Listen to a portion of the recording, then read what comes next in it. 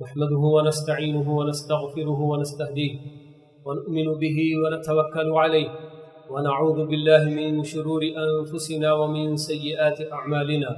من يهده الله فلا مضل له ومن يضلله فلا هادي له وأشهد أن لا إله إلا الله وحده لا شريك له وأشهد أن نبينا محمدا عبده ورسوله أما بعد فإن خير الحديث كتاب الله وخير الهدي هدي محمد صلى الله عليه وسلم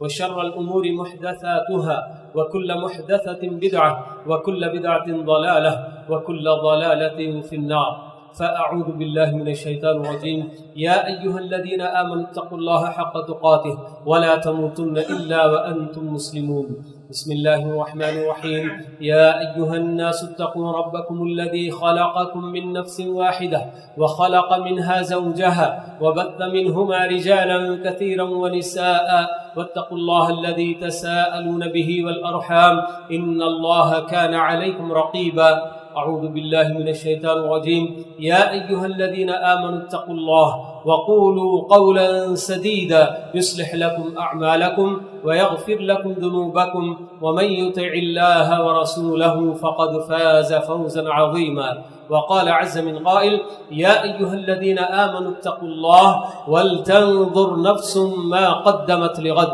واتقوا الله إن الله خبير بما تعملون معزز حاضرین جمعہ، ہم لوگ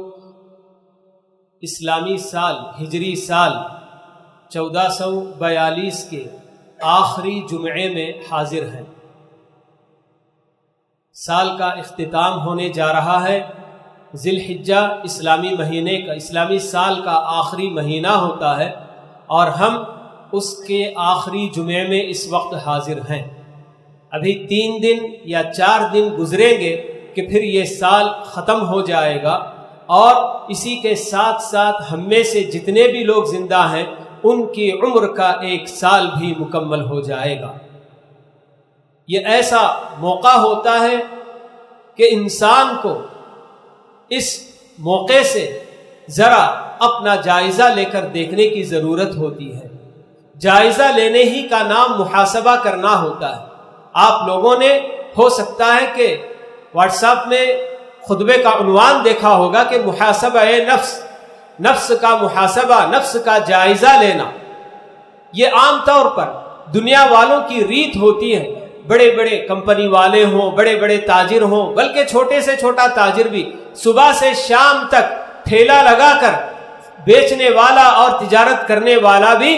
اس کا بھی اپنا معمول ہوتا ہے کہ صبح سے لے کر شام تک جو کچھ اس نے کمایا، کیا کچھ حاصل کیا، یہ دیکھنے کے لیے وہ شام میں بیٹھتا ہے۔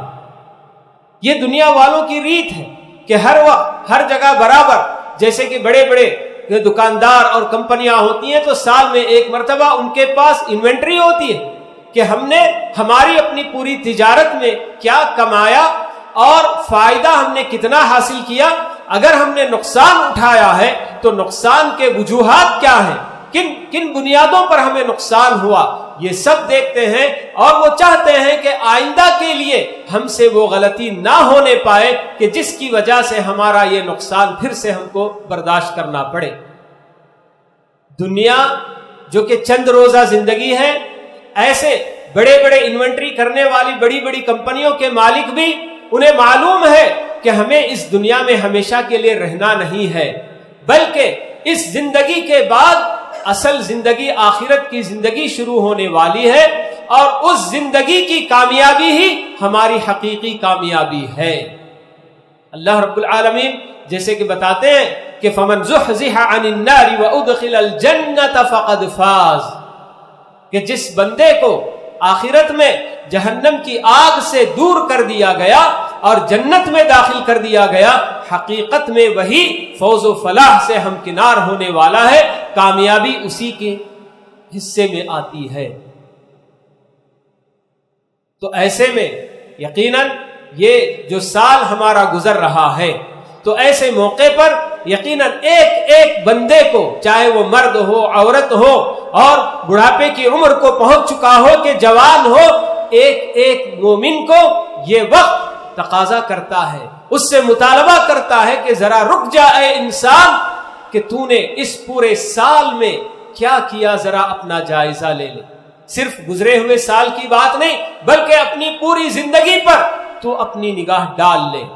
ہر انسان اپنی پچھلی زندگی کو ریوائنڈ کر کے دیکھ سکتا ہے، یہ تو بالکل واضح ہے، ہر انسان جانتا ہے کہ میں نے اپنی زندگی میں کیا کچھ کیا ہے۔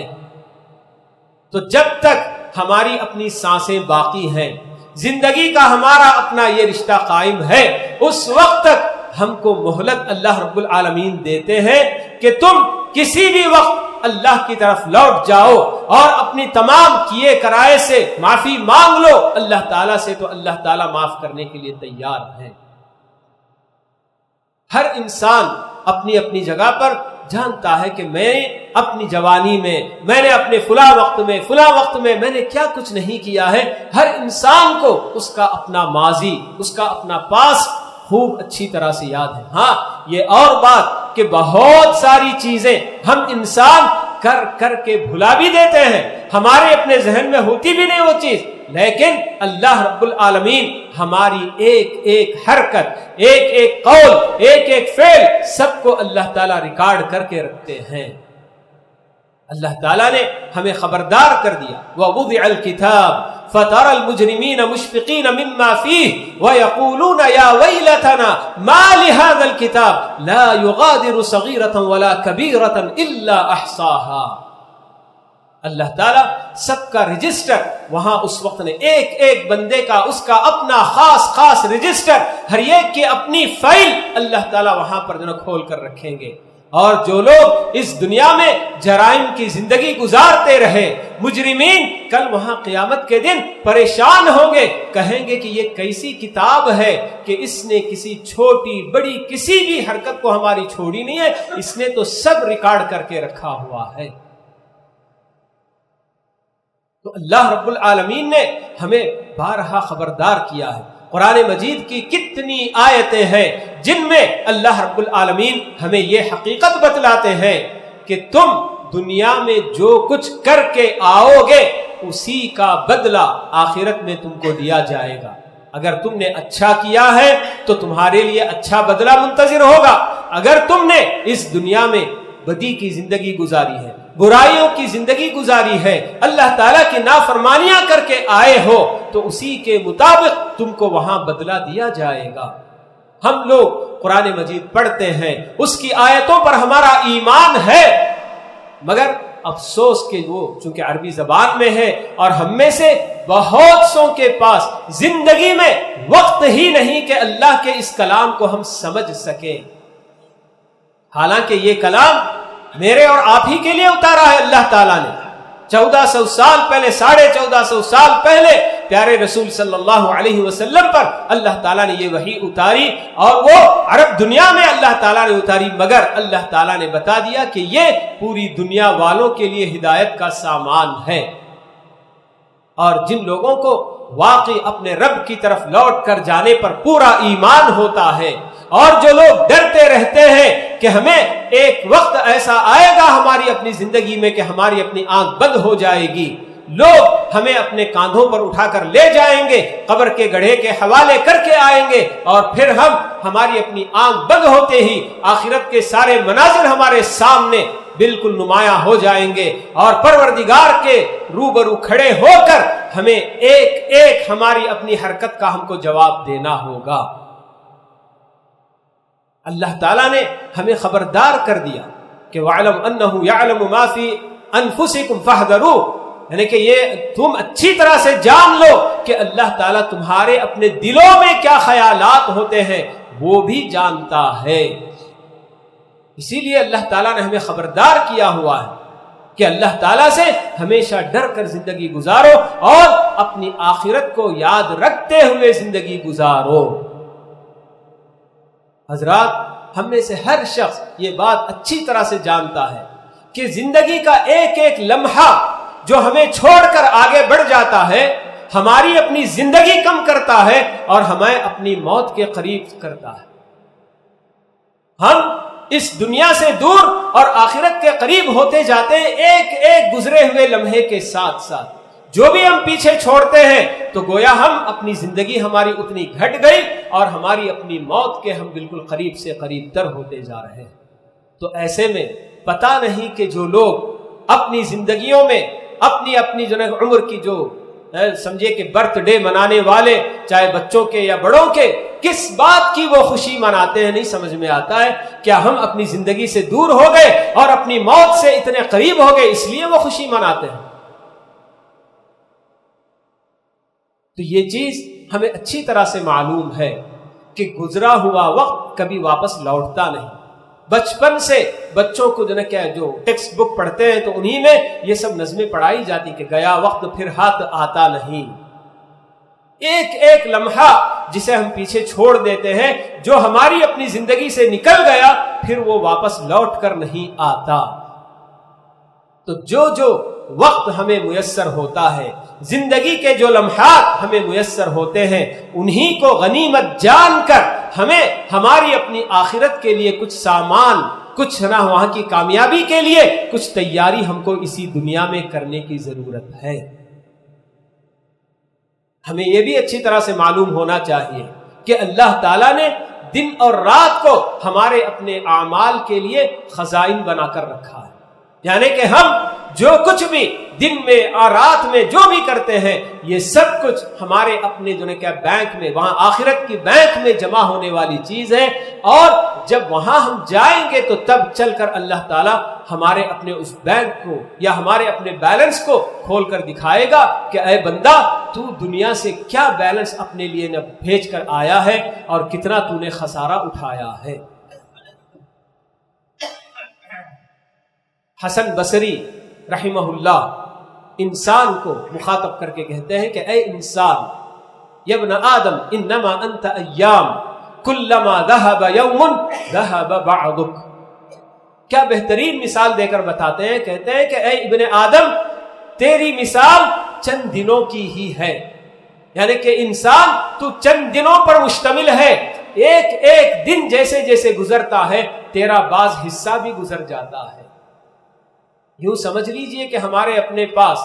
نئے سال کی آمد پر کیلنڈرز وغیرہ بڑھتے ہیں، اور بہت سارے کیلنڈر ایسے ہوتے ہیں جو ایک ایک دن میں ایک ایک کاغذ پھاڑ پھاڑ کر پھینکنے کا ہوتا ہے۔ تو جب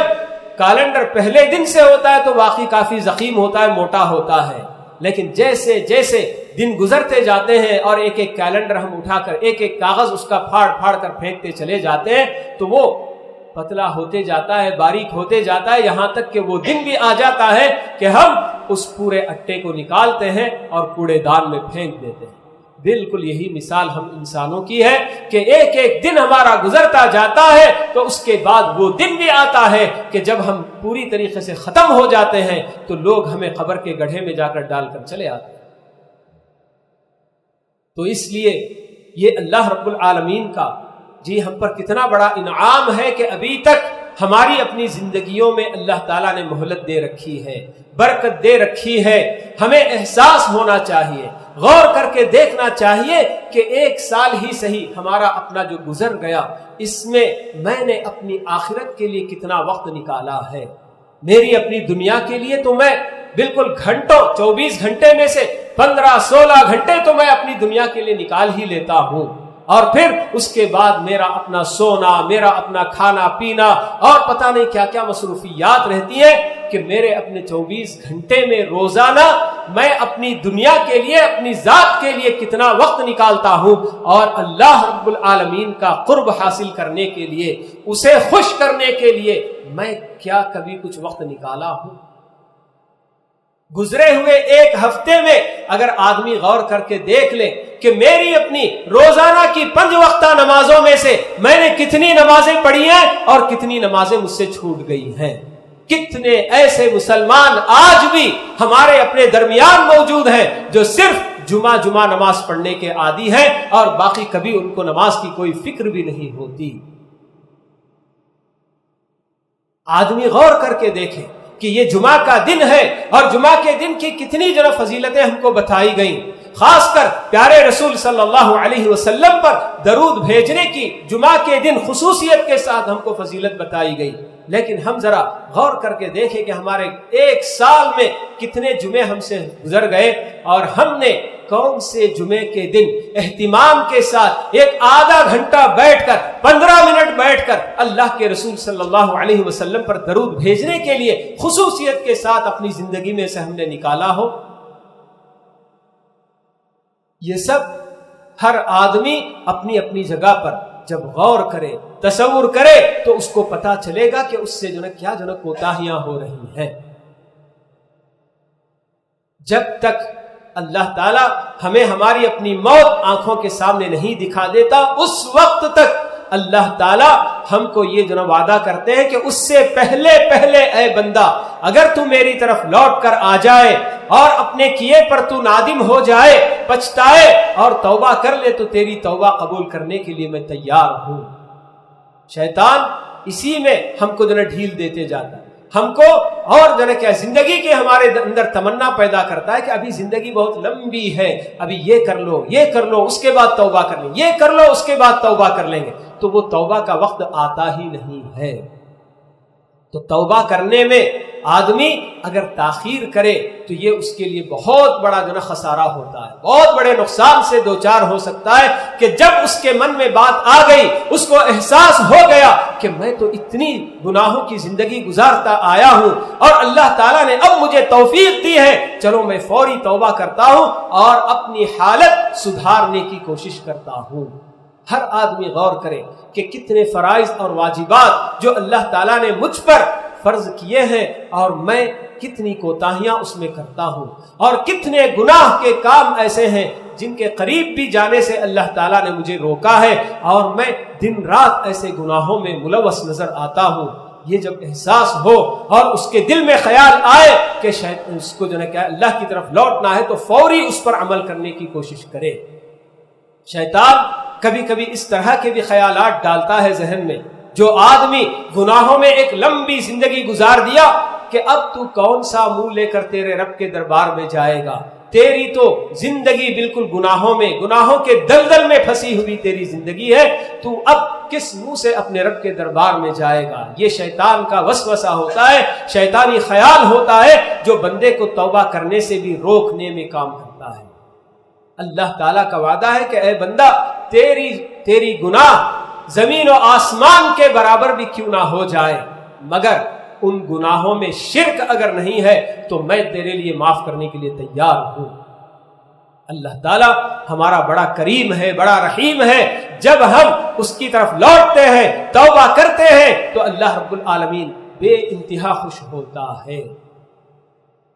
تو یہ اللہ تعالیٰ کی طرف سے ہمیں موقع ملا ہوا ہے کہ ابھی ہماری اپنی زندگی باقی ہے, اور ہم لوگ آئے دن برابر یہ دیکھتے رہتے ہیں کہ کس طرح سے موت اپنے ہمارے ہی اطراف میں سے آئے دن کسی نہ کسی کو اپنی اچک کے لے کے جاتی رہتی ہے. اس میں کیا بیمار کیا تندرست, بالکل تندرست آدمی کا بھی جب وقت آ گیا تو وہ ہمارے درمیان میں سے نکل کر چلتے بنتا ہے, کوئی روک نہیں سکتا. کیا بڑا کیا چھوٹا, کیا جوان کیا بوڑھا, کیا مرد کیا عورت, کیا امیر کیا فقیر, کسی کو موت کوئی فرق نہیں کرتے ہوئے سب کو جب وقت آ گیا تو لے کر جاتی رہتی ہے موت. تو پھر ایسے میں پتہ نہیں ہماری اپنی موت کس وقت کس جگہ لکھی ہوئی ہے. یہ اللہ تعالیٰ نے غیب کے باتوں میں اللہ تعالیٰ نے اس کو مقرر کر رکھا ہے. وما تدری نفس بأي ارض تموت, اللہ تعالیٰ نے بتایا کہ کسی کو نہیں معلوم کہ اس کی موت کہاں اور کب ہو سکتی ہے.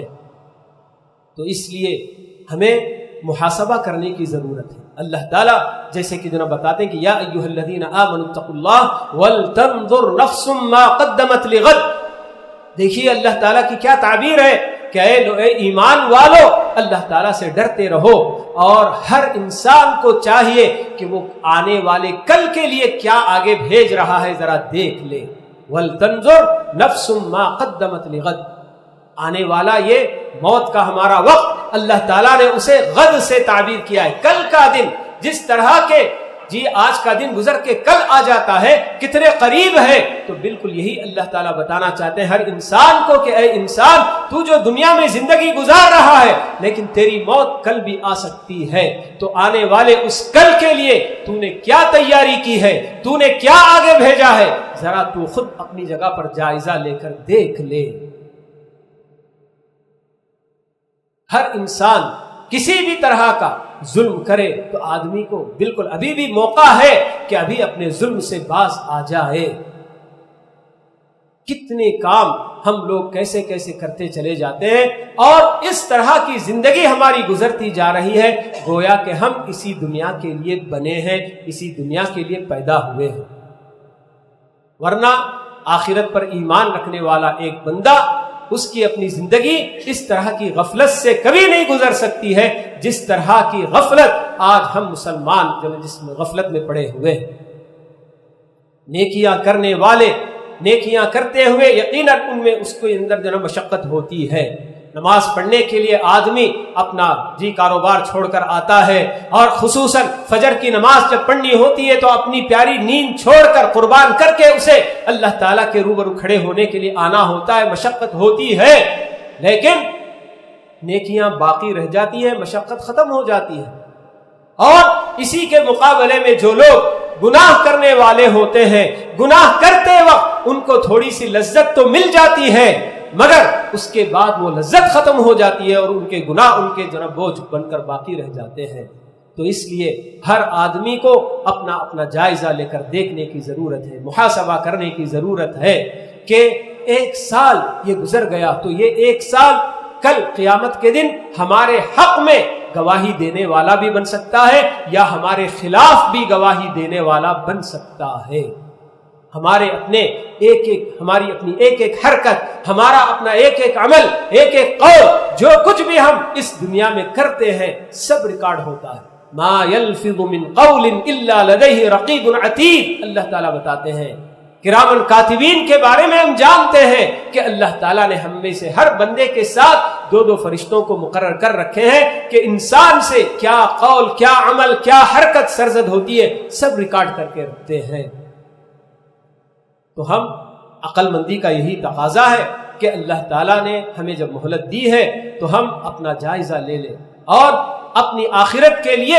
جبکہ ہمیں یہ معلوم ہے کہ وہاں ہمارے ساتھ معاملہ اسی بنیاد پر ہوگا جو ہماری اپنی دنیاوی زندگی گزری ہے، جیسی ہماری دنیاوی زندگی گزرتی ہے ویسا ہی ہمارے ساتھ وہاں پر معاملہ ہوگا۔ اللہ تعالیٰ تو ہمارے اوپر ہمیشہ نگران ہوتا ہے، ہمیشہ سب کچھ اللہ تعالیٰ جانتا ہے، دیکھتا ہے، تو اس کا کچھ نہ کچھ اثر ہمارے اپنے اندر ہونا چاہیے۔ ہمیں اللہ تعالیٰ کی طرف لوٹنے کی اللہ تعالیٰ سے دعا کرنی چاہیے۔ اللہ رب العالمین ہم میں سے ہر مسلمان کو اپنا اپنا جائزہ لے کر اپنے اندر جو کچھ بھی خامیاں ہیں، جو کچھ بھی ان کے اندر نقائص ہیں، ان کو دور کرنے کی اللہ تعالیٰ سب کو توفیق نصیب فرمائے۔ اقول قولی ھذا واستغفر اللہ لی ولکم ولسائر المسلمین من کل ذنب فاستغفروہ انہ ھو الغفور الرحیم۔